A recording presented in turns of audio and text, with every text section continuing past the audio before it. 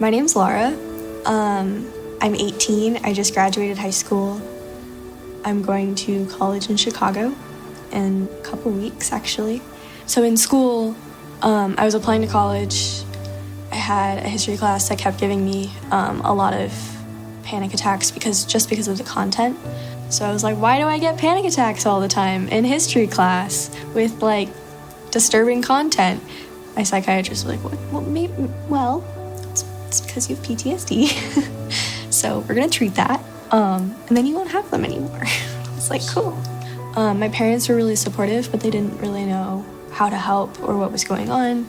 So a good chunk of the reason that I needed to go into residential treatment was because I needed to just isolate myself from school and home. Not because either one of those was a bad place, but because they weren't doing good for me. So the school decided to tell my parents that I needed to go into medical leave, which basically started the chain of events of me looking for a place like Skyland. Skyland had just opened the Adolescent campus. Honestly, I was really scared to go into a residential treatment program. I think the mentality that I was in before I went in couldn't see that that was going to be helpful for me. I was scared of it. There are so many memories that are just absolutely amazing. We decided to do like a meditation. They asked like, hey, does anybody have any meditation practices, like mindfulness things that you'd like to do? And I said, hey, can I play a song?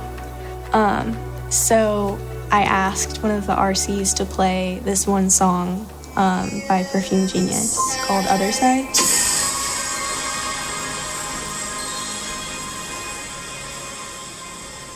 We turned all the lights off and we put it into like a little plastic cup so that it would kind of amplify it. And we all just like closed our eyes and listened to the song, which is 2 minutes, 3 minutes. And it was like, I was just like expanding. Like my chest was just so full of joy for the first time in months. Everything about this place is designed to make you be mindful of your internal, dialogue, as well as how your internal dialogue is affecting the way you interact with the rest of the world. We had a lot of different like acronyms that I still use just in terms of like the DBT modules. Just the other day, I was feeling kind of overwhelmed and I knew I wasn't in the right headspace to try and meditate. So I used a DBT skill and used my TIP skills, TIPP.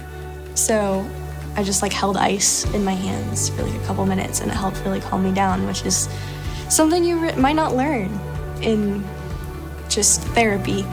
I think if I could tell everyone, mental illness is not this like big scary thing that is like impenetrable. Like you can treat it and it's not going to be pretty. Mental illness is never pretty, and recovery is never something to be romanticized.